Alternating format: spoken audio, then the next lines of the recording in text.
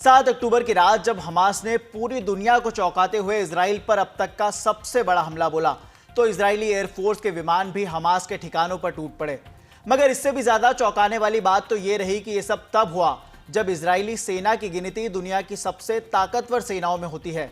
उसके पास दुनिया की सबसे मुस्तैद और अभेद कहे जाने वाली खुफिया एजेंसी मोसाद है। माना जाता है कि इजराइल के रक्षा कवच आयरन डोम के रहते हमला करना लगभग नामुमकिन है। और तो और इससे भी ज्यादा चौंकाने वाला तो ये रहा कि हमास के हमलों की इजरायली डिफेंस फोर्सेस को जरा भी भनक तक नहीं लगी। अब सवाल ये उठता है कि इजरायली वायु सीमा की सुरक्षा के लिए आयरन डोम सिस्टम के रहते हुए भी हमास ने हमला कैसे किया? इतने बड़े हमले का मास्टरमाइंड कौन था? इस युद्ध ने एक बार फिर दुनिया को दो धड़ों में बांट दिया है। इससे एक सवाल और खड़ा होता है कि इजरायली और फिलिस्तीन की इस लड़ाई में सबसे ज्यादा फायदा किस देश को है? सवालों की फहरिस्त आज जरा लंबी है। इसी पर चर्चा के लिए आज हमारे साथ स्टूडियो में जागरण प्राइम के एडिटर और इंटरनेशनल मामलों के जानकार अनुराग जी हैं, और साथ ही हमारे साथ स्काइप पर जूम पर एक बहुत ही खास मेहमान जुड़े हुए हैं, अनंत मिश्रा जी हैं, जो हमारे साथ डिफेंस एक्सपर्ट है। सर, आपका भी बहुत बहुत स्वागत है इस चर्चा में जुड़ने के लिए। अनुराग जी, मुझे लगता है कि इस हमले से मिडिल ईस्ट में जो शांति की उम्मीदें थी उसको ज़रूर तगड़ा झटका लगा है। मगर मुझे लगता है कि इससे भी बड़ा सवाल एक ये बनता है कि किस तरह से जो हमास ने हमला किया वो इजराइल की डिफेंस प्रणाली पर कितनी बड़ी चोट है, और इजराइल में रहते हुए भी जो आयरन डोम सिस्टम है वो कैसे फेल हो जाता है। मैं अनंत सर से जानना चाहूँगा कि सर, कैसे इजराइल का इतना बड़ा आयरन डोम सिस्टम जिसके बलबूते पर वो पूरी दुनिया में अपना दबदबा कायम करता है वो फेल होता है? प्रॉब्लम क्या है, उसका एक रॉकेट 500 मिलियन का है।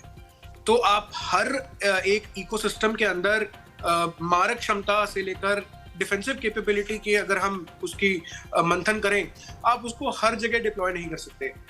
इजराइल ने क्या किया है, क्योंकि वो कॉस्ट इफेक्टिव नहीं है, वो उसका कॉस्ट काफी हाई है, उसने अर्बन एरियाज में डिप्लॉय कर रखा है। उसने कुछ रिहायशी इलाकों के अलावा जो रूरल एरियाज है उसको छोड़ दिया, जहां पे उसको उम्मीद है कि वहां पे नुकसान कम होगा। रिहायशी इलाकों को Tel Aviv, Haifa, West Bank, most of the West Bank जो उन्होंने कवर कर रखा है। पर लेकिन उसके बाद यह है कि उसकी मारक क्षमता से लेकर उसकी जो कैपेबिलिटी है वो सीमित है। अगर आप 500, 600, 1000, 4000, 5000 रॉकेट दागेंगे तो जो आयरन डोम सिस्टम है वो ओवरवेल्म हो जाएगा, क्योंकि उसके पास डिफेंसिव कैपेबिलिटी एक लिमिटेड है। इजराइल ने लास्ट जब 2021 में गाजा वॉर हुई थी तो उन्होंने आर्टिफिशियल इंटेलिजेंस का यूज किया था, और उन्होंने आयरन डोम सिस्टम को एक आर्टिफिशियल इंटेलिजेंस इकोसिस्टम के साथ इंटीग्रेट करके पैदल सैनिकों और स्पेशल फोर्सेस के जवानों को एक ऑफेंसिव कैपेबिलिटी दे दी थी, जिसमें वो एआई आइडेंटिफाई करता था कि यहां से हमला हो सकता है, अनुमान लगाकर कि इस जगह से जो है वो एक आर्टिलरी स्ट्राइक होगी। बट ये कोई बहुत फुल प्रूफ इफेक्टिव सिस्टम नहीं है, जहां पे आपको 4000 रॉकेट डाले, 5000 रॉकेट डाले, 11000 रॉकेट डाले, 12000 रॉकेट डाले, उससे ओवरवेल्म हो जाएगा आयरन डोम का डिफेंसिव मैकेनिज्म। मुझे लगता है कि जो हमास ने जिस तरह से इजराइल पर हमला किया, ये एक चेतावनी भी थी कि इजराइल जिस तरह से अपने दुश्मनों को जिस आयरन डोम के बलबूते पर आंख दिखाता था, वो एक आतंकी संगठन ने किस तरह से उसे फेल कर दिया। मगर यहाँ पर एक और नाकामी मुझे ज़रा दिखती है, वो मोसाद की है, जिसके बलबूते पर जो सुरक्षा एजेंसी इजराइल की अभेद कही जाती है वो कैसे फेल हो गई, वो भी एक बड़ा सवाल है। बिल्कुल, पर वही है कि हम इतने दूर हैं, हम यहाँ बैठे मोसाद जैसे या सरहद मतकल जैसे स्पेशल फोर्सेस और दूसरे कई इंटेलिजेंस एजेंसीज के बारे में हम अनुमान लगा सकते हैं, पर इसका विश्लेषण तो इजराइल को ही करना पड़ेगा कि 3 दिन पहले, 4 दिन पहले अगर सूचना मिली तो उसके ऊपर विश्लेषण क्यों नहीं किया गया, उसके ऊपर मीटिंग बैठी कि नहीं बैठी, उस थ्रेट परसेप्शन को सीरियसली लिया कि नहीं लिया। बहुत सारी गलतियां हुई हैं। इंटेलिजेंस फेलियर है या नहीं, ये तो जो वहां की इंटेलिजेंस इंस्टीट्यूशंस हैं उनके लीडरशिप बता पाएंगे। बट हाँ, इतनी बड़ी चूक, वो भी एक इजराइल जैसे देश के साथ जो हमेशा ही हर महीने हर दूसरे हफ्ते में कहीं ना कहीं स्किर्मिश में इन्वॉल्व रहता है। 2021 में गाजा हुआ, उससे पहले कई इंतफादा हुए, तो वो हमेशा एक पेनिट्रेटिव मोड में रहता है कि कहीं से हमला हुआ तो हम और भीतर जाकर मारक क्षमता लेकर हम जो है वो मारकर वापस आएंगे। अब यहाँ पे ओवरवेल्म सिस्टम जो है वो डिफेंस मैकेनिज्म हुआ, बॉर्डर मैनेजमेंट हुआ, उनका इलेक्ट्रॉनिक फेंसिंग सिस्टम हुआ, इंटेलिजेंस फेलियर था। देखिए, ये समझना पड़ेगा कि ये मामला फिलिस्तीन और इजराइल का ही नहीं है, ये कई अरबी लोग भी इजराइल में रहते हैं और कई अरबियों के ताल्लुकात फिलिस्तीनियों के साथ भी है। आप उसको अलग नहीं कर सकते, ये भारत पाकिस्तान जैसा मसला नहीं है। तो वहां के कई लोग गाजा में रहते हैं, गाजा के कई लोग रमल्ला में रहते हैं। सो आसपास में इंटीग्रेशन, इंटेलिजेंस कम्युनिकेशन, तरह तरह का कम्युनिकेशन, चाहे वो बॉर्डर मैनेजमेंट हो, चाहे वो बॉर्डर पुलिस हो, वो हमेशा लगा रहता है। और ये बहुत दुरुस्त इकोसिस्टम था। अब वो कैसे फेल हुआ? ओवर कॉन्फिडेंस आ गया क्या इजरायली इंटेलिजेंस सिस्टम में? उनको लगा कि हमास ने आज तक तो कभी किया नहीं है तो अब भी नहीं करेगा। बट इसमें एक और सवाल ये आता है, क्या हमास इस केपेबल है कि इतना बड़ा हमला जिसकी ऑलरेडी रचना जो है, मुझे लग रहा है मेरे अनुमान से 6 महीने या 1 साल पहले हो चुकी थी, उसको समझ नहीं पाया, नजरअंदाज किया, या नजरअंदाज करने के साथ साथ अंडरमाइन किया? सर, एक सवाल मेरा आपसे ये है कि जैसे हमास ने, अगर हम गजा पट्टी की बात करें तो समुद्र के घिरा हुआ पूरा इलाका है, वहाँ से इजराइल में घुसना बड़ा मुश्किल काम था। हमास ने इस पूरे ऑपरेशन को अंजाम दिया। वहाँ पर उनके आतंकी घुसते हैं, उनको आतंकी बोलें या टेररिस्ट या उनके लड़ाके बोलें, अगर वो घुसते हैं तो वहाँ पर उन लोगों को बंधक बना लेते हैं। क्या ये नए तरह की वॉर की बात है? इसी में कई एक्सपर्ट ये बात भी कहते हैं कि इजराइल के पास बहुत टेक्नोलॉजिकल संपन्न वॉरफेयर था, आयरन डोम था, टेक्नोलॉजी बहुत, आज आपने आर्टिफिशियल इंटेलिजेंस की बात करी, तो क्या उसकी जो तकनीकी पे अधिक निर्भरता मुश्किल बन गई? क्या आज के दौर में नया तरह का वॉर है और हमें इस नए तरह के वॉर के अगर हम कॉन्ट्रास्ट में देखें तो ट्रेडिशनल वॉरफेयर और टेक्नोलॉजिकल वॉरफेयर को मिलाकर संतुलन बनाना होगा या सिर्फ टेक्नोलॉजी पर ही निर्भर होना होगा? तो इसमें इजराइल की विफलता किस तरह से आप देखते हैं सर? देखिए, टेक्नोलॉजी एक औजार है, उसको औजार की तरह यूज किया जाए, ना कि एक मीडियम की तरह यूज किया जाए जिसकी निर्भरता पे पूरी पैदल सेना, थल सेना, आर्मर या जो अन्य आर्टिलरी सिस्टम है उस पर निर्भर हो। अगर हम पूरी की पूरी एआई, आर्टिफिशियल इंटेलिजेंस पर फोकस करेंगे, लड़ाके जो हैं उनको भेद करने की क्षमता इन्फेंट्री, पैदल सिपाही या विशेष दस्ते के पास ही होती है, जिनको स्पेशल ट्रेनिंग दी जाती है। इजराइल के पास कई है, सैरत मत्कल उसमें से एक है, जिनका ट्रेनिंग ही इसी मैकेनिज्म पे रहा है कि अगर कोई हॉस्टेज नेगोशिएशन हो या अगर भेजना हो तो उसके लिए वो एक्सपर्ट है। अब अगर आप आर्टिफिशियल इंटेलिजेंस को या कोई भी टेक्निकल मैकेनिज्म को इस चीज में ध्यान में रखते हैं और उसको इंटीग्रेट करते हैं और उसके बाद आप इन्फेंट्री, आर्मर और कन्वेंशनल फोर्सेस का तालमेल रखते हैं, तो ये एक सही स्ट्रेटेजी है। बट अब वो ये कि अगर आप आर्टिफिशियल इंटेलिजेंस पे रिलाई कर लिया और उसके बाद आपने इंफॉर्मेशन आ गई, असेसमेंट कर लिया, अनुमान लगा दिया। आर्टिफिशियल इंटेलिजेंस अनुमान लगाता है। आर्टिफिशियल इंटेलिजेंस 90%, 99% कह सकता है कि भाई ये जो है ये हाई वैल्यूड इंडिविजुअल या हाई वैल्यूड टारगेट है, पर वो भी नहीं 100% गारंटी के साथ कहता कि भाई यहाँ पे जो है हम इसका नस्तिनाबूद कर सकते हैं। यही इंडिविजुअल ने टारगेट प्राइम किया था, यही इंडिविजुअल ने इस हमले के पीछे ये है। पैदल सिपाही का रोल ही होता है कि वो भेदे और जैसे अभी गाजा में हॉस्टेज सिचुएशन है, अब सबसे बड़ी चीज जो इजराइल ने की है वो है सर्कुलेशन ऑफ गाजा। उसको हम फौज के पर्सपेक्टिव में कहते हैं टैक्टिकल एनसर्कलमेंट। उसका मतलब यह है कि पानी, इलेक्ट्रिसिटी, जो भी अन्य सेवाएं हैं, मेडिकल को छोड़कर, मेरे ख्याल से मेडिकल भी उन्होंने बंद कर दिया, इमरजेंसी सर्विसेज भी परमिटेड नहीं है। तो अब उसके लिए ये पूरा सीज होगा, आर्मर आएगा, इन्फेंट्री आएगी। अब वही, अब फिर हवा से जमीन पर मार्क करने की क्षमता इजरायली एयरफोर्स के पास है, एयर डोमिनेंस उन्होंने कर लिया। पर आपका जो सवाल है कि ये युद्ध क्या प्रत्यक्ष है, अप्रत्यक्ष है, और टेक्नोलॉजी के ऊपर इतना बंधा हुआ है कि ये एक अप्रत्यक्ष युद्ध हो गया। देखिए, ये युद्ध अप्रत्यक्ष जब तक था जब तक इजरायली सेटलमेंट्स क्रॉस नहीं करता फिलिस्तीन। हमास ने इजरायली सेटलमेंट में घुस के इजरायलियों को बंधक बनाया, सरेआम कत्लेआम किया और उनको अगवा करके ले गए। तो ये तो डिक्लेरेशन ऑफ वॉर है। और उसके बाद जो उनके प्राइम मिनिस्टर है नेतन्याहू ने क्या किया? Declaration of war. which means conventional forces will now be used. अब इस स्ट्रेटेजी में कन्वेंशनल फोर्स कितना यूज होता है, कितना विशेष बल, विशेष दस्ते का उपयोग करते हैं, ये तो स्ट्रेटेजी बताएगा कि इजरायली सिक्योरिटी सर्विसेज किस आधार पे या उनका लेवल ऑफ सिक्योरिटी सर्विसेज क्या सोच रहा है।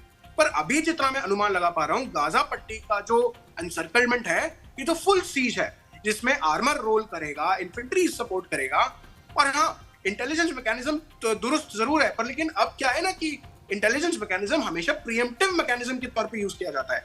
पोस्ट वॉर में इंफॉर्मेशन सिर्फ कलेक्ट होती है, असेसमेंट करने का तो रियल टाइम पे टाइम ही नहीं होता। तो अगर ये मैकेनिज्म पहले डिप्लॉय किया जाता, जिसमें अनुमान लगा सकते थे कि 3 दिन, 4 दिन, 2 दिन, 24 घंटे में हमला होने वाला है, तो एक प्रीएम्प्टिव मैकेनिज्म आ जाता।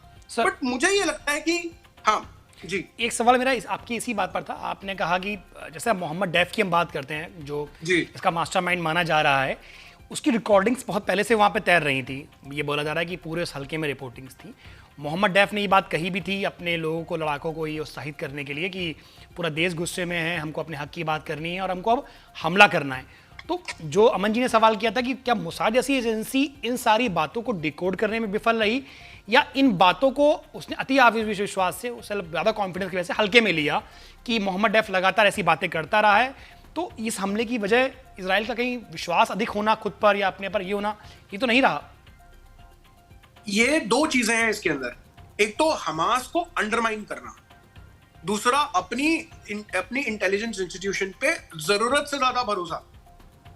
जब इंटेलिजेंस मैकेनिज्म में एक कहावत है कि अगर आप दुश्मन को अंडरमाइन करें और अपने आप पे जरूरत से ज्यादा भरोसा करें, तो कोई भी स्ट्रैटेजी आप लगा लें, आपका विफल होना तय है, क्योंकि आपने वो चीज वहां सोचना बंद कर दिया जहां आपके दुश्मन ने सोचा है।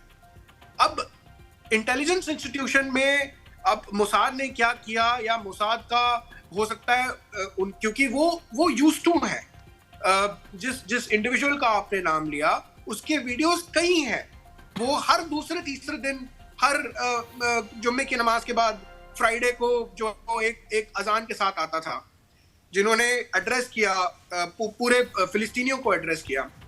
ये होता था और ये होता रहा है, पर कई क्या बोलते हैं, ऐसे निशान होते हैं जो दुश्मन जरूर छोड़ जाता है सबूत के तौर पे, और जो उस दिशा में आपको पॉइंट करेंगे कि यहाँ पे कुछ हलचल है। अब कला इंटेलिजेंस में ये होती है कि उस हलचल को अगर आप समझ जाएं कि इस तरीके से यहाँ पे ऐसा जो है वो लोगों का जुड़ाव हो रहा है, नारे लग रहे हैं, जैसे टेम्पल माउंट में और अलक्सा मॉस्क में जो है वो 2 बार स्किरमिश हुई, लोगों के साथ झड़प हुई, पुलिस के साथ झड़प हुई, ये अगर धीरे धीरे करके बिल्टअप होता है। और दूसरा, इजराइल को या मोसाद के इंस्टीट्यूशन को ये भी देखना चाहिए था कि यौम किपुर वॉर के 50 साल की सालगिरह है जी। ऐसे मौके पे अति सुरक्षा रखना बहुत जरूरी है। दूसरा, एक और चीज जो मैंने हमास के पर्सपेक्टिव में नोट की, इजराइल का जो फोर्स डिप्लॉयमेंट मैकेनिज्म है वो बहुत ही, मुझे लग रहा है हमास ने बहुत बारीकी से पढ़ा। अगर वेस्ट बैंक में डिप्लॉय करते हैं फिलिस्तीनी, अगर हमास के लड़ाके घुसते हैं, तो उनका एक स्टैंडर्ड ऑपरेटिंग प्रोसीजर है, हम वेस्ट बैंक को डिफेंड करेंगे। जो इजरायली सेटलमेंट इन गाजा है उनके लिए कुछ चुनिंदा पुलिस फोर्सेस हैं। सबसे बड़ी बात हमास ने क्या किया, उन पुलिस फोर्सेस को, उन सिक्योरिटी एस्टैब्लिशमेंट को ओवरवेलम किया, क्योंकि उन सिक्योरिटी एस्टैब्लिशमेंट का रिलायंस बॉर्डर मैनेजमेंट पोस्ट पे था। भाई हमारी एक इलेक्ट्रॉनिक फेंस है, वो अभेद्य है। पहली बात सोचा, वो अभेद्य है।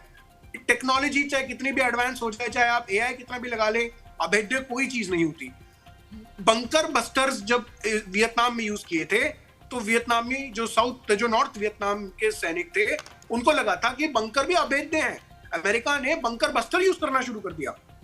इन्होंने इलेक्ट्रॉनिक फेंसेस को डिसेबल करना शुरू कर दिया और फिर वो भेज दिया, जो चीज बॉर्डर मैनेजमेंट पुलिस के लिए या अतिरिक्त बलों के लिए हैंडल करना या कंट्रोल करना बहुत मुश्किल था।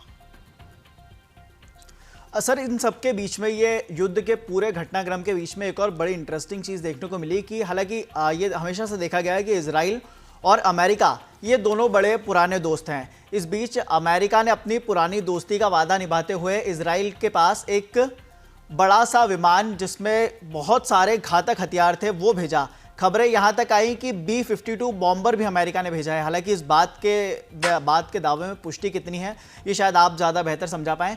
अब देखा जाए तो गाज़ा पट्टी जो बहुत छोटा सा इलाका है, वहां पर इस बॉम्बर का इस्तेमाल करना या फिर घातक हथियारों का इस्तेमाल करना, अमेरिका से इजराइल भेजना, ये मुझे नहीं लगता कि ये हमास पर हमले के लिए इस्तेमाल हो सकते हैं। तो क्या कहीं ना कहीं ये किसी बड़े युद्ध की तरफ इशारा तो नहीं करते ये हथियार? देखिए, अगर राज्य पे, किसी भी देश पे, किसी भी मुल्क पे हमला हुआ तो उस मुल्क का सबसे बड़ी रिस्पॉन्सिबिलिटी होगी अपने आप को डिफेंड करना। बिल्कुल। अब इजराइल के साथ क्या है कि साइनाई पेनिनसुला भी उन्होंने 1967 1973 में ऐसे ही गंवाया। हमास का हमेशा से ये रोल रहा है कि एक इलाके पे कब्जा करें, उस इलाके पे बंधक बनाएं, नेगोशिएट करें, नेगोशिएट करने के बाद उस इलाके को छुड़वा दें। इनका रोल प्ले भी, इनका रोल बुक भी यही कहता था। इन्होंने ये किया कि इनका एक्सपेक्टेशन था कि हम अगवा करेंगे, बंदी बनाएंगे, जिनको इन्होंने हलाल किया उनको हलाल किया, जिनको जख्मी किया उनको जख्मी किया, और उसके बाद हम गाजा पट्टी नेगोशिएट करेंगे। और इनको लगा था कि इस बार भी इजराइल गाजा छोड़ देगा, क्योंकि गाजा में हमास की सरकार थी और हमास का दबदबा था। अब आपने जो एक्सटर्नल हार्डवेयर या सुपीरियर हार्डवेयर और आर्सनल की बात की, ये सीज वाले हार्डवेयर होते हैं जिनको आप बड़ी जंगों में, गल्फ वॉर में यूज किया, अफगानिस्तान में यूज किया, और उनको जो है वो एग्जॉस्टिव या ओवरवेलमिंग फोर्स, जिसको हम अंग्रेजी में कहते हैं, कि जब दुश्मन कई हैं और मारक क्षमता जो है वो हमारे पास दूर तक है, उसके लिए रीइंफोर्समेंट अलग से जो है वो इंटीग्रेट करके सैनिकों के साथ बेड़े में रखा जाता है। अगर दूर से मारक करने की क्षमता, जैसे लेबनान में हिजबुल्लाह है, PIJ है, पैलेस्टाइन इस्लामिक जिहाद जैसे संस्थान, विच इज फंडेड बाय, या I would not term funded, but proxy of Iran। कई ग्रुप्स हैं जो तेहरान के फंडेड हैं, कई ग्रुप्स हैं जो तेहरान के प्रॉक्सीज हैं, डायरेक्टली इनडायरेक्टली जो है वो हमास का समर्थन कर रहे हैं। अब उन्होंने अगर लेबनान से मारक करने की क्षमता, वहां से मारने का जो है वो, अगर वो वहां पे शुरू कर देते हैं या मारक क्षमता हासिल कर देते हैं, इजराइल के पास दूर तक मारने की क्षमता B-52 से, और दूसरा जो C-17 या इनके जो इनके एयरबॉर्न ट्रूप्स हैं, वो वहां पे पैराड्रॉप कर सकते हैं और उस एरिया को ओवरवेलम कर सकते हैं 2 से 3 घंटे में। तो उनका एक फ्रंट जो है वो बच जाएगा। इजराइल अभी जो है वो रिलक्टेंट है दो फ्रंट पे खोलने के लिए। अगर नॉर्दर्न इजराइल खुल जाता है तो सदर्न लेबनान जो है वो वहां से मारक क्षमता होगी, और नीचे से इजिप्ट है। तो अगर दोनों तरफ से वो भेदने की प्रक्रिया में दोनों मुल्क अगर भेदना शुरू करते हैं, तो इजराइल टैक्टिकली ओवरवेल्म हो जाएगा, क्योंकि उसके पास 3 लाख तो रिजर्व है ही, पर जो फाइटिंग स्ट्रेंथ है वो कंपैरेटिवली कम है। तो अगर वो नॉर्थ में लगाएगा कि साउथ में लगाएगा, उसमें वो ओवरवेल्म हो जाएगा। इसलिए उसको ऐसे हार्डवेयर की अतिरिक्त रिक्वायरमेंट है जिसमें वो एक लिमिटेड एरिया से, एक प्रोटेक्टेड एरिया से दूर तक मार्क करने की क्षमता रखें। अच्छा, इन सबके बीच में भारत की जो विदेश नीति थी वो बड़ी संतुलित नजर आई कुछ जैसा कि हमने देखा कि भारत ने फिलिस्तीन का अपोज कहीं भी नहीं किया। हालांकि इजराइल का सपोर्ट जरूर किया, मगर फिलिस्तीन के अपोज में भारत ने कभी भी खुलकर नहीं बोला। इसको लेके जैसा कि अनुराग जी ने भी जिक्र किया था कि ये जो युद्ध है ये बिल्कुल नए तरीके का एक युद्ध नजर आया है इस बार। तो भारत को इससे क्या सीख लेने की जरूरत है? और एक सवाल ये भी बनता है कि भारत पर इस जंग का क्या प्रभाव पड़ सकता है? देखिए, कूटनीतिक तौर पे हमारे रिश्ते इजराइल के साथ बहुत मजबूत हैं, बहुत मुस्तैद हैं। हमने ऑपरेशन अजय अभी हमारे भारतीयों को वहां से निकालने की प्रक्रिया शुरू कर दी। आज सुबह मेरा अनुमान है कि वो पहुंच गए हैं एयरपोर्ट। बिल्कुल, 212 यात्रियों के साथ। 212 यात्रियों के साथ। तो अब यह है कि इस स्थिति में हम 2 तरह के निष्कर्ष निकाल सकते हैं। पहला, हमारे प्राइम मिनिस्टर मोदी साहब ने डिक्लेयर कर दिया था कि भाई हम जो है वो इजराइल के साथ खड़े हैं, इसमें कोई संदेह नहीं है। ये जंग है, ये एक प्रत्यक्ष जंग है, किसी को उकसाने के लिए, हताहत करने के लिए।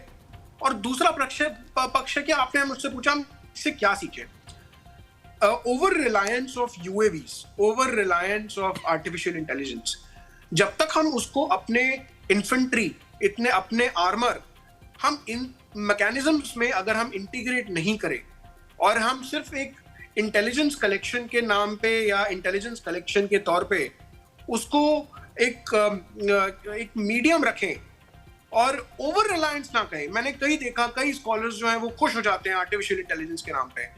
देखिए, जंग लड़ना सैनिकों का काम है, पैदल सिपाही का काम है।